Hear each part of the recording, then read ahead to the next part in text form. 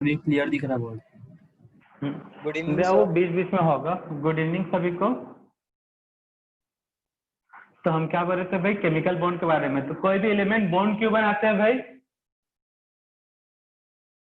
Stability. और stability. Stability, ठीक है ना। तो स्टेबिलिटी का यहाँ पे पैरामीटर क्या है? Sir 8 electrons in outer 8 motion. Electron, ठीक है ना। तो उसी से एक रूल आया जिसे बोलते हैं ऑक्टेट रूल। चलो पहले सब हेडिंग नोट कर लो, छोटा सा इसको कंप्लीट कर लेते हैं। Octet rule. तो कोई भी एलिमेंट बॉन्ड क्यों बनाता है? अपनी स्टेबिलिटी को मेंटेन करने के लिए। और यहाँ पे स्टेबिलिटी का पैरामीटर क्या है? 8 इलेक्ट्रॉन इन आउटर सेल। तो नोट करना।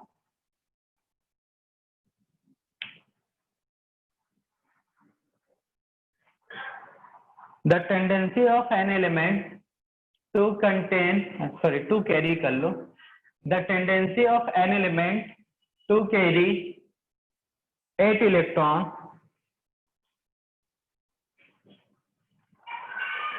the tendency of an element to carry 8 electrons in outer cell,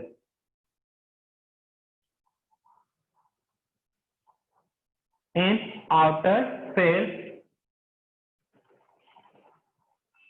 the tendency of an element to carry 8 electron in outer cell is called octet rule.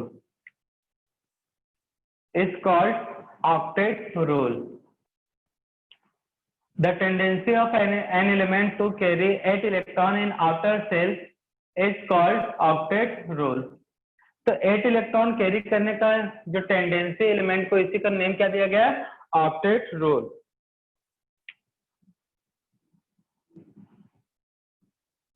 Next सेंटिक note का Levi's dot structure.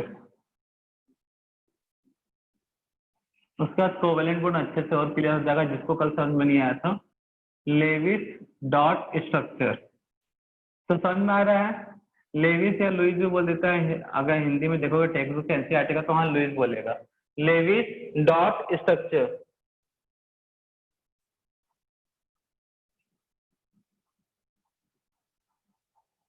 इसको note करना। The representation of outer shell electron, the representation of outer shell electron, the representation of outer cell electron by dot symbol, the representation of outer cell electron by dot symbol is called Lewis dot structure. The representation of outer cell electron by dot symbol is called Lewis dot structure. तो chlorine के outer cell में कितने electron होते हैं बताओ जल्दी? 7 कितने dot बनेंगे? 7 डॉट।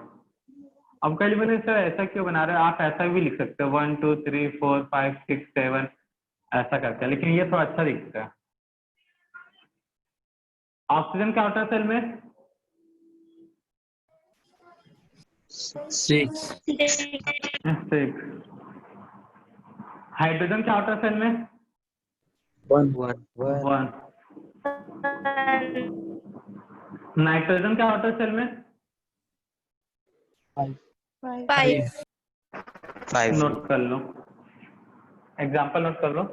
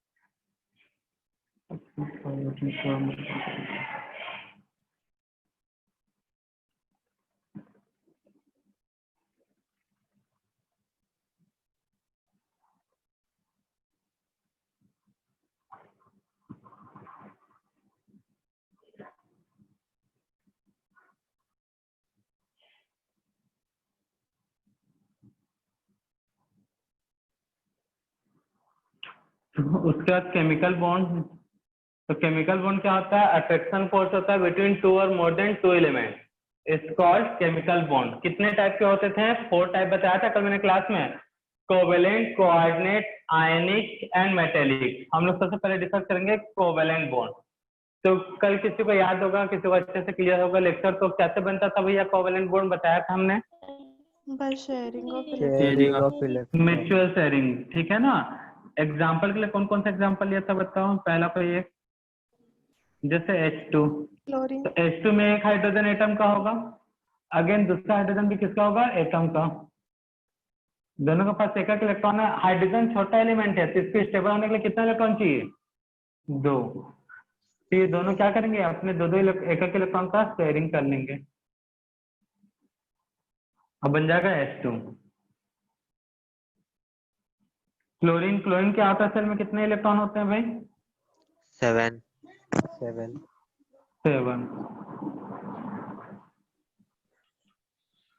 एक क्लोरीन के पास 7 इलेक्ट्रॉन, 1 2 3 4 5 6 7, 1 2 3 4 5 6 और ये 7। तो दोनों क्लोरीन आपस में क्या करेंगे? एक एक इलेक्ट्रॉन का शेयरिंग करेंगे, क्योंकि इसको ऑक्टेट के लिए 7 इलेक्ट्रॉन है तो ऑक्टेट के लिए 8 इलेक्ट्रॉन चाहिए। तो कितना कंपाउंड है भाई? 1। तो दोनों क्या करेंगे? एक एक इलेक्ट्रॉन का शेयरिंग। यही बोल रहे थे बार बार हम। नाइट्रोजन, नाइट्रोजन के आउटर शेल में कितने इलेक्ट्रॉन है? 5, 5 कितना चाहिए ऑक्टेट कंप्लीट करने के लिए? 3 3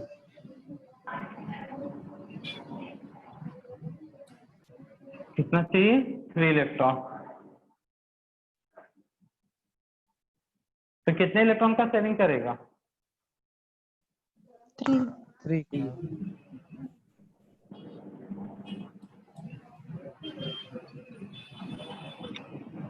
किसी का माइक नोट कर दो, रोड का आवाज आ रहा है।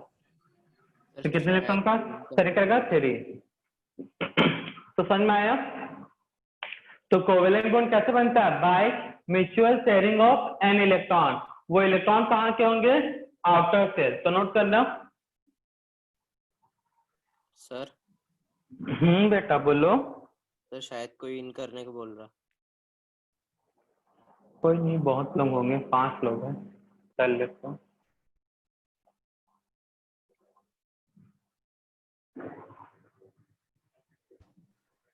तो कोवेलेंट बॉन्ड का डेफिनेशन नोट करना। सर अगर कोई कंपाउंड रहा तो उसका स्ट्रक्चर कैसे बनेगा? अभी बताएंगे ना, अभी तो हम लोग बॉन्ड देखे हैं, स्ट्रक्चर कैसे बनेगा वो अभी पता चलेगा। sir, नहीं, हाँ ये बेटा डॉट बोलो। स्ट्रक्चर। डॉट स्ट्रक्चर का बताएंगे, सब बताएंगे, टेंशन मत लो, पहले सीख तो लो कोवेलेंट बॉन्ड। sir, हाँ बोलो। तो वो इक्वल टू है या 3 लाइन्स दिया आपने ना, वो इक्वल टू 3 लाइन, 3 लाइन मतलब ऑलमोस्ट इक्वल टू, तो यही तो बनेगा ना। ये पसंद नहीं तो एरो लगा लो।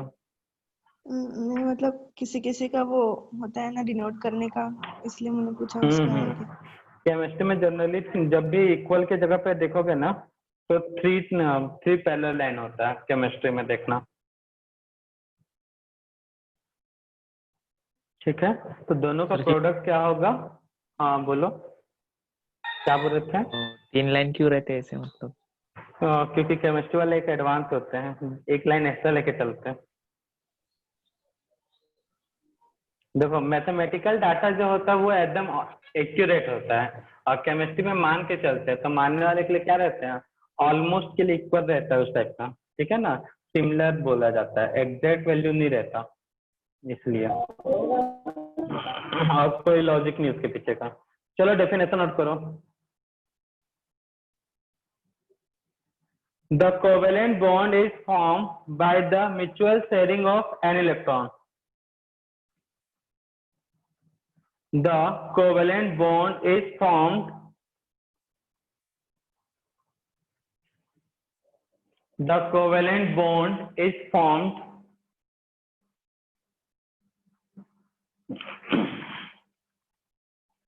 The covalent bond is formed by mutual sharing of an electron.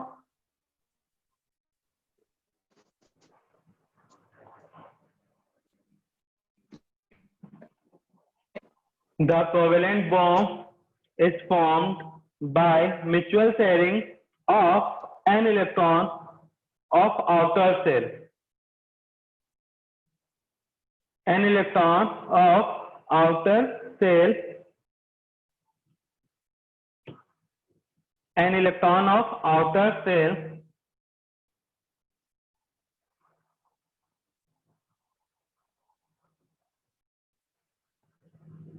of atom. An electron of outer shell of atom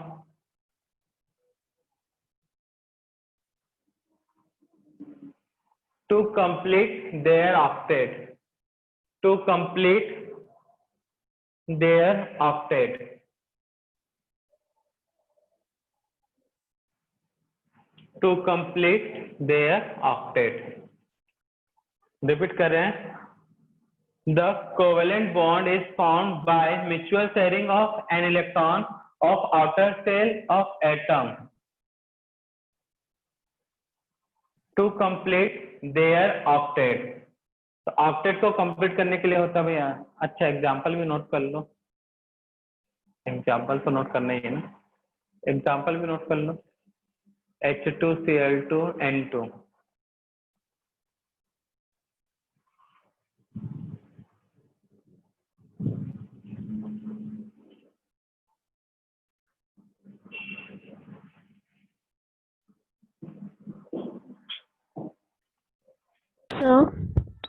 हाँ बेटा. सर ये कैसे पता चलेगा कि वो सिंगल बॉन्ड है, ट्रिपल बॉन्ड या डबल बॉन्ड है? सब पता चलेगा. सब्र करो, श्रद्धा सबरी रखो, सब पता चलेगा. सर बेटा. सर कार्बन के बारे में 10th में पढ़े थे कि वो 4 इलेक्ट्रॉन छोड़ भी नहीं सकता, गेन भी नहीं कर सकता, लेकिन सिर्फ कार्बन की कौन बोला? नहीं कौन मतलब ऐसा बोला? 4 इलेक्ट्रॉन छोड़ नहीं सकता क्या? मतलब नहीं, ऐसा तो है नहीं. ऐसा क्यों है शेयर नहीं. करता ले है? सकता है, ले भी सकता है, गेन भी कर सकता है, डोनेट भी कर सकता है. सर फिर कार्बन की जो मतलब ऑर्गेनिक केमिस्ट्री अलग से क्यों, सिलिकॉन के भी 4 है, वैसे बहुत सारे एलिमेंट है. वो टेट्रावैलेंसी ऑर्गेनिक होता है ना वो? क्या क्या? हाँ, कार्बन टेट्रावैलेंसी होता है ना? टेट्रावैलेंस. हाँ, टेट्रावैलेंसी होता है. लेकिन अभी वो बालक ने बोला ऑर्गेनिक केमिस्ट्री कार्बन का, मतलब हम समझे नहीं क्या होगा बच्चे वहां पे. मतलब सर कार्बन में 10th में ऐसा पढ़े थे कि कार्बन एनसीईआरटी में लिखा था कि वो 4 लॉस भी नहीं कर सकता एक टाइम पे और एक टाइम पे 4 गेन भी नहीं कर सकता, तो इसलिए वो शेयर करता है. तो सर मतलब कार्बन की एक अलग से खुद की ब्रांच है क्योंकि वो 4 छोड़ भी नहीं सकता, 4 गेन भी नहीं कर सकता. तो सर सिलिकॉन के भी तो 4 है, फिर वो उसकी ब्रांच क्यों नहीं अलग से, वो भी तो उतने ही कंपाउंड्स बनाता होगा ना. लेकिन ऐसा कहाँ बोल दिया गया है कि एक कार्बन एक टाइम पे 4 इलेक्ट्रॉन दे नहीं सकता. 4 इलेक्ट्रॉन तो ऐसा कोई स्पीसीज नहीं है जो एक टाइम पे 4 इलेक्ट्रॉन दे. एक इलेक्ट्रॉन देने के बाद दूसरा देते हैं, फिर दूसरा देने के बाद तीसरा देते हैं. एक साथ 4 तो कभी निकलते नहीं है, एक करके निकलते हैं. पूरे पीरियोडिक टेबल में जितने एलिमेंट हैं वो सबके सब. अब बात आता है कार्बन के इतने एलिमेंट क्यों है भाई, ठीक है ना. तो कार्बन छोटा एलिमेंट है, ज्यादा स्टेबल होता है, बॉन्ड बनाएगा. अब बड़ा एलिमेंट जब बॉन्ड बनाएगा तो उसका बॉन्ड वीक होता है. कॉमन सेंस है भाई. लकड़ी छोटा एलिमेंट, तो दोनों के बीच का जो बॉन्ड होगा और एक बड़ा एलिमेंट है, दोनों के बीच का बॉन्ड कौन से ज्यादा स्ट्रांग होगा, छोटा बॉन्ड या बड़ा बॉन्ड? छोटा. बोलो. लकड़ी का छोटा सा हिस्सा है और एक लकड़ी का बड़ा सा हिस्सा, कौन जल्दी टूटेगा? छोटा वो। बड़ा. तो बस खेल लो. सर बड़ा बड़ा वाला जल्दी जल्दी टूटेगा. हाँ, बड़ा जल्दी टूटेगा, छोटा लेट से. मतलब छोटा क्या हुआ, बॉन्ड ज्यादा स्ट्रांग है. तो कार्बन के कंपाउंड में जो बॉन्ड बनता है सिलिकॉन के कंपाउंड से ज्यादा स्टेबल होता है, मतलब स्ट्रांग होता है.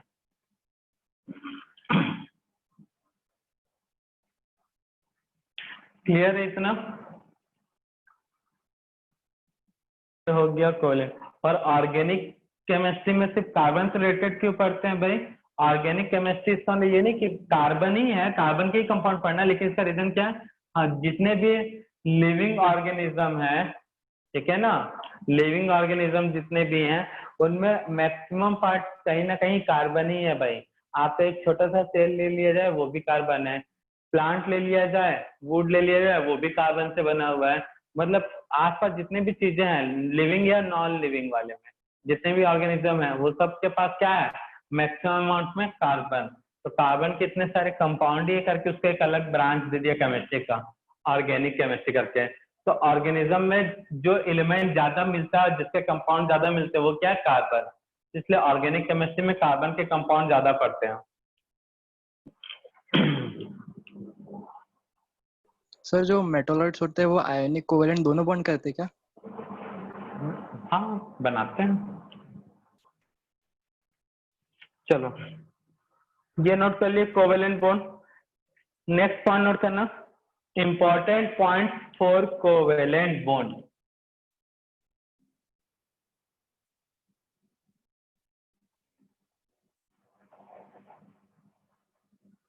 It is present between non-metallic element.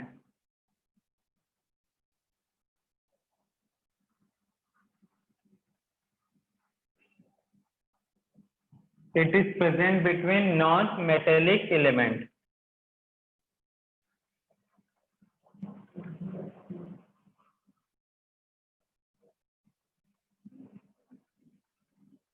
It is present between non-metallic element. Note कर लिए? तो H2, Cl2, N2, O2, CH4 ये सब पी ब्लॉक के हैं। पी ब्लॉक एलिमेंट कैसे होते हैं, नॉन मेटेलिक होते हैं। सेकेंड, ये इंपॉर्टेंट है,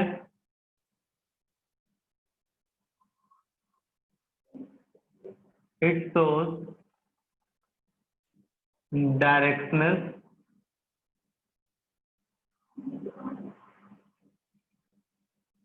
properties. It shows directional properties. This means covalent bonds are directional in nature. Covalent bonds are directional in nature. अब ये जो सेकंड पॉइंट है इंपॉर्टेंट, और इसके बारे में तुमको अभी समझ में नहीं आएगा क्यों ऐसा बोला गया। जब एक ओवरलैपिंग करके एक कॉन्सेप्ट होता है इसी चैप्टर में, जब वहां डिस्कस करेंगे ओवरलैपिंग तब क्लियर होगा इसको डायरेक्शनल क्यों बोला गया। तो फिलहाल अभी याद रखो। नोट कर लिए कोवेलेंट बॉन्ड के बारे में। सेकेंड,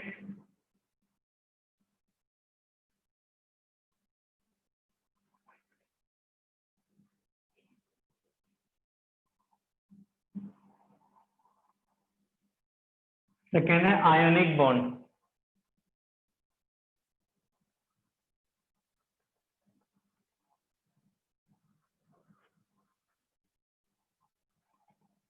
सेकेंड हेडिंग नोट करो, ionic bond.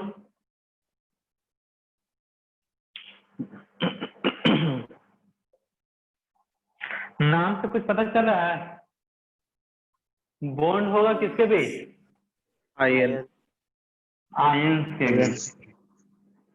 Example ionic compound का कोई एक best example, NaCl NaCl, base का NaCl नमक, ठीक है, टाटा नमक NaCl, यही है ना। तो सोडियम के आउटर शेल में कितने इलेक्ट्रॉन, 1 1 1, ठीक है ना। इलेक्ट्रॉनिक कॉन्फ़िगरेशन अगर देखा जाए तो 281। क्लोरीन के आउटर शेल में इलेक्ट्रॉनिक कॉन्फ़िगरेशन का तो 287। तो सोडियम को ऑक्टेट कंप्लीट करने के लिए क्या करना पड़ेगा, जो चाह रहा भाई 107 इलेक्ट्रॉन ले ले या फिर एक इलेक्ट्रॉन को डोनेट कर दे। और क्लोरीन के पास 7 इलेक्ट्रॉन डोनेट करे तो ऑक्टेट कंप्लीट, या किसी से एक इलेक्ट्रॉन ले ले। तो कौन से ज्यादा इजी पड़ रहा है भाई दोनों को, लेना एक इलेक्ट्रॉन देना और सोडियम को इलेक्ट्रॉन देना। तो सोडियम किसमें चेंज आता है एक इलेक्ट्रॉन देने के बाद, सोडियम किसमें चेंज आएगा, Na+ में। और क्लोरीन किसमें चेंज आएगा, Cl-। फिर माइनस। वही जो सोडियम ने जो इलेक्ट्रॉन दिया वो कहाँ से जाएगा, क्लोरीन के पास। तो अब देखो दोनों का ऑक्टेट कंप्लीट हो गया, एक इलेक्ट्रॉन दिया तो यहाँ से एक इलेक्ट्रॉन निकल गया, 2 8 हो गया। यहाँ पे क्या होगा, 2 8 7 + 1, दोनों का ऑक्टेट कंप्लीट हो गया। तो अब क्या होगा, ये दोनों मिलके Na+ ion and Cl ion, कौन कौन सा ion, Na+ ion and Cl ion आपस में रिएक्शन करके क्या बना लेंगे, NaCl, क्या फॉर्म कर लेंगे, NaCl। तो क्लियर है सभी को, क्लियर है कि नहीं। तो ऑक्टेट कंप्लीट करने के लिए पूरा मारामारी हो रहा है भाई। सोडियम के आउटर सेल में 1 इलेक्ट्रॉन इलेक्ट्रॉनिक कॉम्प्लिकेशन ये है, क्लोरीन के आउटर सेल में 2 8 7, इसको स्टेबल होना है तो 1 इलेक्ट्रॉन दे देगा। कई लोगों को इतना ही समझ में नहीं आया होगा, बहुत भारी भरकम हो जाएगा ये चीजें उनके लिए। 2 8 क्लोरीन के 1 इलेक्ट्रॉन मिलते ही बन जाएगा Cl माइनस, तो 2 8 7 + 1 = 8 ही होता है। अब ये दोनों आपस में रिएक्ट करके बना लेंगे क्या, NaCl, Na पे पॉजिटिव Cl पे नेगेटिव। तो Na सोडियम कैसा है, metal non metal metalloid, metal, और सोडियम कैसा है, क्लोरीन कैसा है, नॉन मेटल, नॉन मेटल। बस। तो क्या बोलोगे, the bond between metal and non metal is called ionic bond, क्योंकि मेटल से क्या बनता है, केटायन, और नॉन मेटल से क्या बनता है, एनायन। तो चार्ज स्पीशीज मतलब केटायन और एनायन के बीच जो बॉन्ड है उस बॉन्ड को हम क्या बोलेंगे, आयोनिक बॉन्ड। तो नोट करना,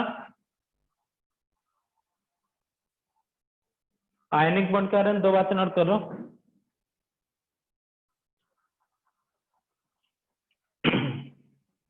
बोलना स्टार्ट करें। हाँ sir. The bond between metal and non-metal, the bond between metal and non-metal, the bond between metal and non-metal is called ionic bond. The bond between metal and non-metal is called ionic bond.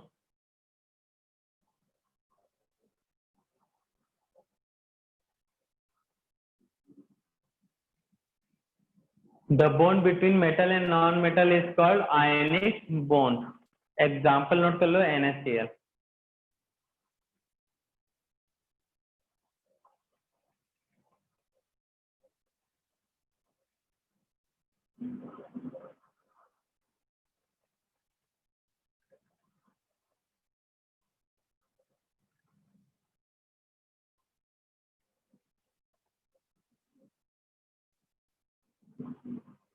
Sir note कर लिया example, हाँ बेटा बोलो।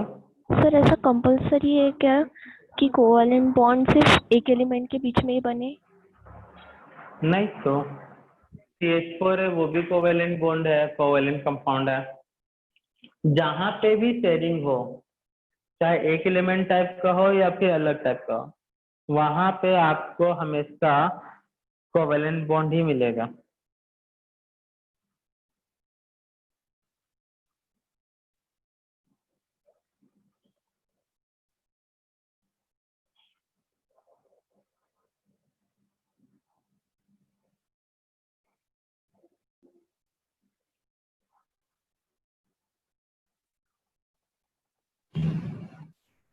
कर लिया बेटा note.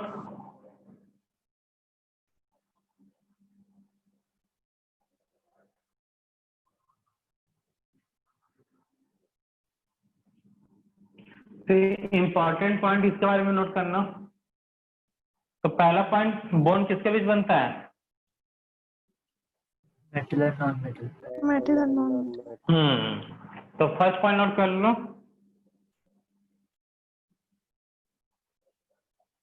it is formed between metal and non-metal. Metal and non metal, क्योंकि metal का काम होता है इलेक्ट्रॉन देना, नॉन मेटल का काम होता है इलेक्ट्रॉन गेन करना, इसलिए।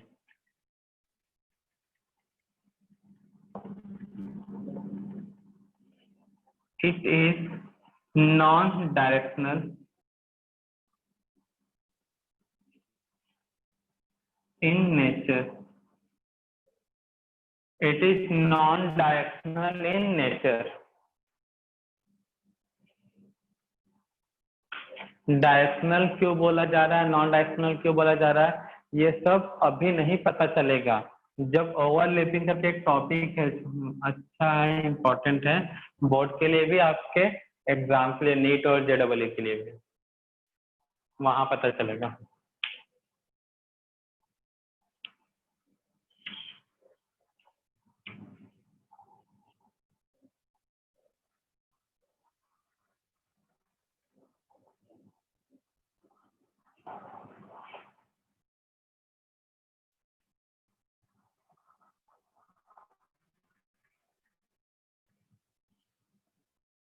नेक्स्ट थर्ड हेडिंग क्या नोट करवाए थे? Metallic bond. हाँ, तो हेडिंग नोट करो, metallic bond.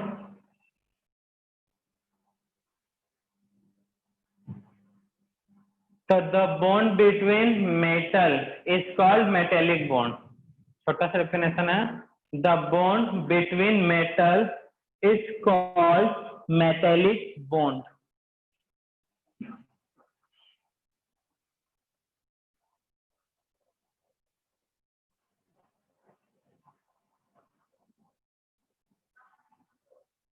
Sir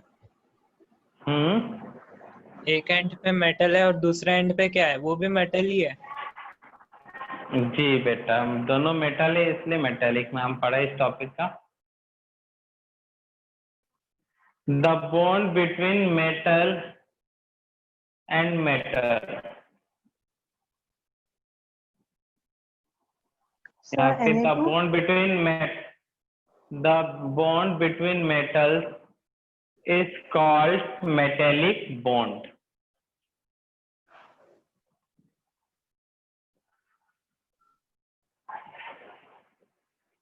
The bond between metals is called metallic bond.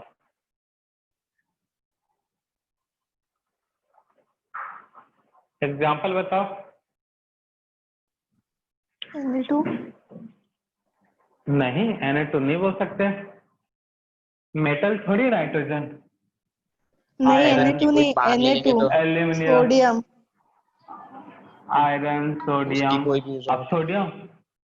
अब सोडियम बोलोगे तो सोडियम का अगर एक छोटा सा भी टुकड़ा लोगे तो बस एक एटम थोड़ी होगा, उसमें कई लाख एटम हो सकते हैं भाई, ठीक है ना।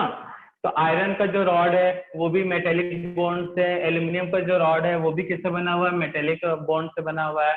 सोडियम मेटेलिक बॉन्ड से, टिन जो है वो भी कौन सा है, मेटेलिक बॉन्ड, ठीक है ना। तो मेटल के बीच जो बॉन्ड होता है उसे क्या बोलते हैं हम, मेटेलिक बॉन्ड। अब भूल जाओ। उसके बाद नेक्स्ट है कोऑर्डिनेट बॉन्ड।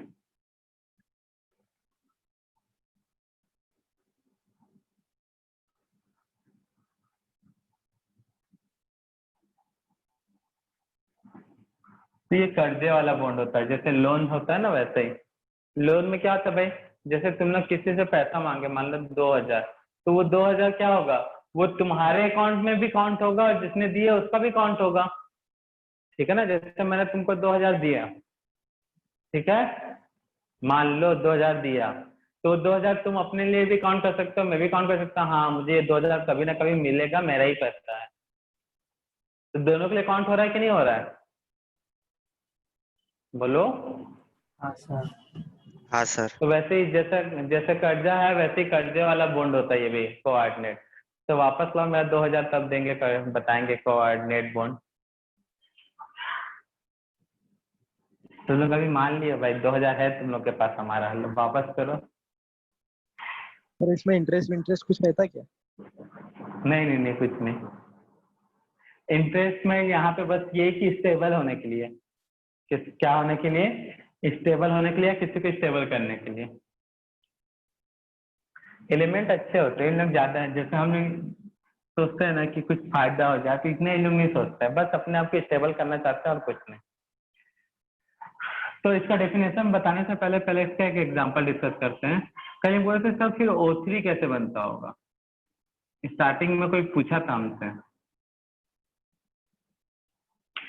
तो ऑक्सीजन के आउटर शेल में कितने इलेक्ट्रॉन, O3 के लिए 3 ऑक्सीजन चाहिए। हर एक ऑक्सीजन के आउटर शेल में कितने इलेक्ट्रॉन होते हैं भाई, बोलो, पता नहीं होते हैं, 6 इलेक्ट्रॉन।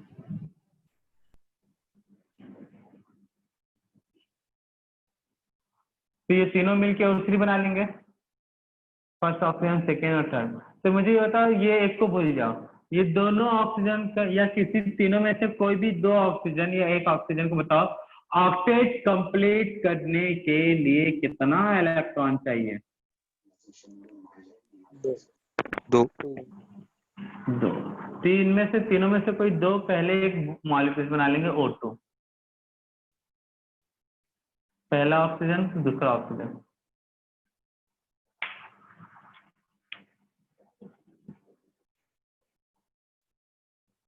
तो ये फर्स्ट, सेकेंड, थर्ड, फोर्थ, दोनों ने क्या किया, इलेक्ट्रॉन का शेयरिंग कर लिया।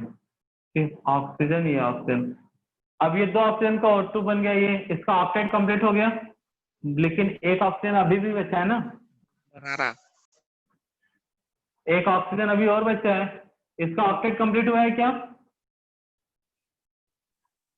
नहीं। नहीं। अगर ये नहीं कंप्लीट हुआ तो O3 नहीं बनेगा, O3 नहीं बनेगा तो ओजोन नहीं होगा, ओजोन नहीं होगा तो जितने भी ऑर्गेनिज्म है अर्थ पे सर्वाइव कर पाएंगे क्या, ठीक से मर जाएंगे कभी ना कभी। तो O3 तो बनाना पड़ेगा ना भाई। तो क्या होता है यहाँ पे, इसलिए थोड़ी क्या, ये जो 2 ऑक्सीजन जो O2 है उसमें से अपना एक lone pair electron, lone pair, loan मतलब पेयर मतलब कितना, 2, लोन वन लिया गया लोनली से, अकेला से, ठीक है ना, अकेलेपन से, तो उससे बनाया गया लोन। तो 2 इलेक्ट्रॉन जो बॉन्ड ना बनाए, लोन पेयर मतलब क्या होता है, ऐसे इलेक्ट्रॉन पेयर जो बॉन्ड बनाने में पार्टिसिपेट ना करे, उसे हम क्या बोलेंगे, लोन पेयर। क्लियर है, लोन पेयर क्या होता है, पेयर मतलब 2 और लोन मतलब लोनली वर्ड से बनाया गया। लोनली का मतलब क्या होता है, अकेला, जो किसी से किसी को कोई मतलब नहीं। तो वैसे 2 इलेक्ट्रॉन जिसको दुनियादारी से कोई मतलब नहीं है, मतलब वो बॉन्ड नहीं बना रहा है, तो उस इलेक्ट्रॉन को हम क्या बोलेंगे, लोन बोलो। पेयर। तो समझ में आया, लोन पेयर इलेक्ट्रॉन क्या होता है, pair of 2 electron, the pair of 2 electrons which not participate in the formation of bond, which is not participate in the formation of bond is called lone pair electron। अलग से note करवा देंगे। तो अब बात आते हैं O3 बनाना हमको। तो यहाँ पे क्या होता है, इस ऑक्सीजन को 2 इलेक्ट्रॉन चाहिए, ये क्या करता है, एक इन दोनों में से कोई एक ले सकते हो, अपना एक बॉन्ड को क्या करेगा, अपने एक लोन पेयर इलेक्ट्रॉन को कोऑर्डिनेट करेगा, अपने एक इलेक्ट्रॉन को क्या करेगा, कोऑर्डिनेट। तो जिससे ये 2 इलेक्ट्रॉन इसके लिए भी काउंट होगा, इसके लिए भी। तो देखो सबका ऑक्टेट कंप्लीट, 1 2 3 4 5 6 7 8, पहले ऑक्सीजन का ऑक्टेट कंप्लीट, 1 2 3 4 5 6 7 8, इसका भी ऑक्टेट कंप्लीट, नीचे वाले का 1 2 3 4 5 6 7 8, इसका भी ऑक्टेट क्या हो गया, कंप्लीट।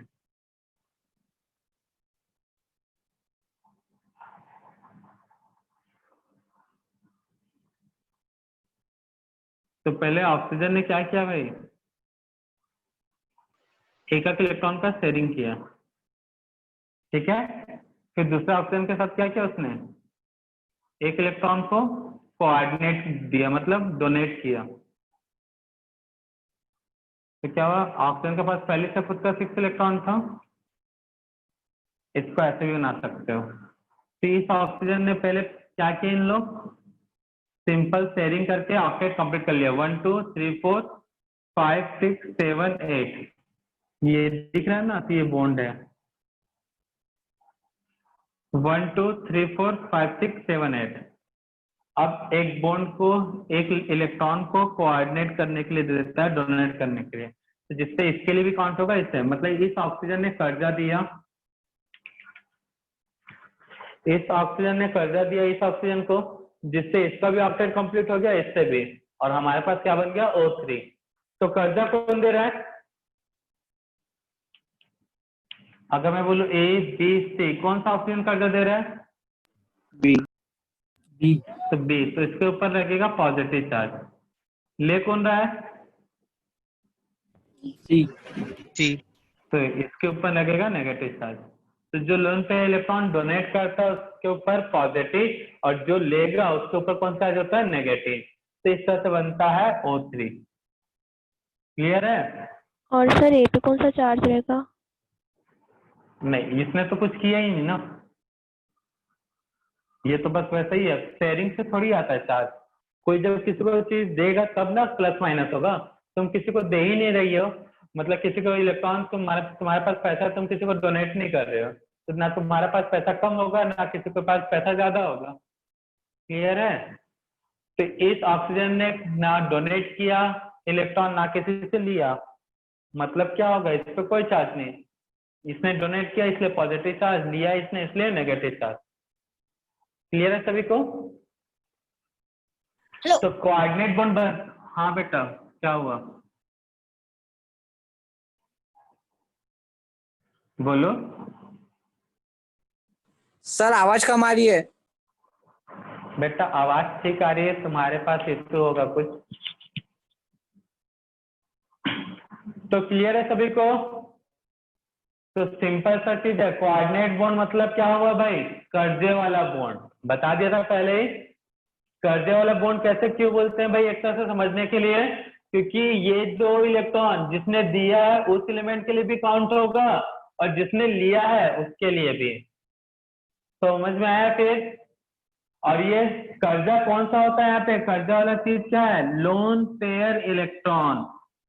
तो लोन पेयर इलेक्ट्रॉन क्या होते हैं, पहले मुझे बताओ।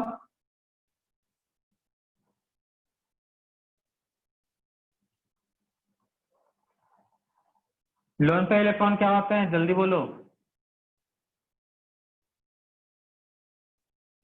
वैलेंस इलेक्ट्रॉन के अलावा आउटर शेल की इलेक्ट्रॉन, मतलब जो बॉन्डिंग में नहीं है, उसके अलावा जो बचे हुए। हाँ, जो बॉन्ड में पार्टिसिपेट ना करें।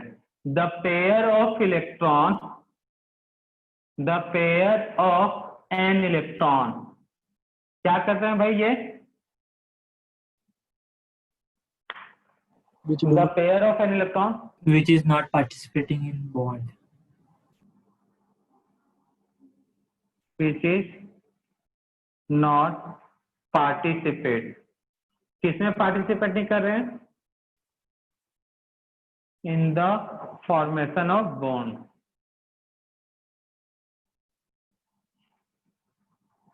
Is called lone pair. LP से रिप्रेजेंट करेंगे हम, या फिर पूरा स्पेलिंग नोट कर लेंगे, lone pair. LP word use होता है लोन पेयर के लिए, तो याद रखना लोन पेयर। तो भैया बना नहीं रहा है, दो इलेक्ट्रॉन हुआ मतलब पेयर हो गया, और बॉन्ड नहीं बना रहा मतलब अकेला रह गया, तो लोनली। तो लोनली से लास्ट वाले स्पेलिंग हटा दे, एलवाई वाला, तो बचेगा क्या, लोन। तो लोन पेयर मतलब ऐसा इलेक्ट्रॉन जो अकेला रह जाए, दुनिया से उसका कोई मतलब नहीं, बॉन्ड बनाने से मतलब नहीं है, तब उसे हम क्या बोल देंगे, लोन पे इलेक्ट्रॉन। तो कोऑर्डिनेट बॉन्ड कैसे बनता है, अच्छा कोऑर्डिनेट बॉन्ड का एक और नेम है डेटिव बॉन्ड बोलते हैं। क्यों बोलते हैं डेटिव बॉन्ड, कोई बता सकता है क्यों बोलते हैं डेटिव बॉन्ड? डेटिव का कुछ स्पेलिंग जो है स्टार्टिंग का किस वर्ड से लिया गया होगा, इस फिनोमिना के बेसिस से बताओ। डोनेट या डाल्टन। हाँ, यहाँ पे इलेक्ट्रॉन डोनेट कर रहा है, डोनेट नहीं कर रहा, पार्सली डोनेट कर रहा है, क्योंकि इसके लिए काउंट हो रहा है। तो इस डोनेशन के कारण इसको क्या बोला जाता है? Dative bond. क्लियर है? कोऑर्डिनेट मतलब सहभागीदारी। अगर हिंदी में अगर इसको इसका देखा जाए तो नाम होता है सहभागीदारी। कोऑर्डिनेट करना बोलते हैं सहभागीदारी। मतलब ये इसको हेल्प कर रहा है भैया स्टेबल होने के लिए, मतलब इसके सहभागीदारी के कारण, इसके हेल्प के कारण ये स्टेबल हो रहा है, तो वहां से वर्ड लिया गया कोऑर्डिनेट। ठीक है ना? कोई चीज बोलते हैं ना कोऑर्डिनेट कर दो, ऐसा हो जाएगा वैसा हो जाएगा, मतलब ये इसको डायरेक्शन दे रहा है, इंस्ट्रक्शन दे रहा है कि तू स्टेबल होना चाहता है तो तुझे ये करना पड़ेगा। मेरे पास 2 इलेक्ट्रॉन है भैया, ले ले तो हो जाएगा स्टेबल। तो डोनेट कर रहा है, कोऑर्डिनेट कर रहा है, इसलिए इसका नाम क्या पड़ा? Coordinate bond. और क्यों, किसके थ्रू कोऑर्डिनेट कर रहा है? 2 इलेक्ट्रॉन का पेयर जो बॉन्ड नहीं बनाता। ठीक है ना? अकेला रहता है, पहले था अकेला, निठल्ले थे एकदम बेरोजगार वेल्ला टाइप का। ठीक है ना? तो वो बोलता है भाई ये कुछ नहीं कर रहा है मेरे यहाँ, तू ले जा, शायद तेरा भी भला हो जाए, मेरा तो हो ही रहा है भला। तो बाद में ये डोनेट कर देता है, मतलब इसके लिए भी काउंट होता है और इसके लिए भी। तो हो गया नाम इसका कोऑर्डिनेट बॉन्ड और डेटिव बॉन्ड। किसी को तकलीफ? No sir. तो नाम के पीछे जैसा हेडिंग लिखा गया है, नेम है, उसके पीछे का लॉजिक भी है भाई, इसलिए उसको ऐसा बोला गया। जनरली साइंस में जो टर्म होते हैं या केमिस्ट्री में जो टर्म्स होते हैं उनके पीछे, उस टर्म के पीछे रखने का कुछ ना कुछ रीजन रहता ही है। सब में नहीं मिलेगा लेकिन मोस्टली चीजों में मिलता है। तो नोट करना 2 बातें, कुछ अनसुनी सी कुछ सुनी सी।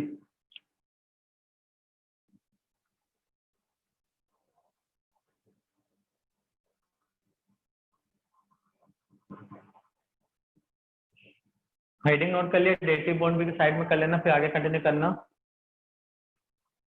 The bond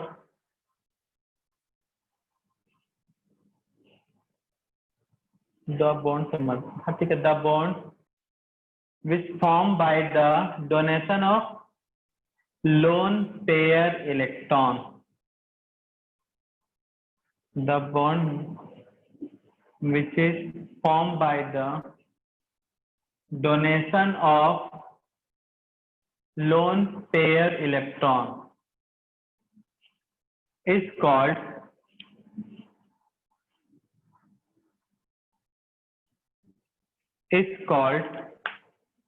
coordinate bond। Coordinate bond note कर लो, और लोन पेयर क्या होता है वो भी नोट कर लेना।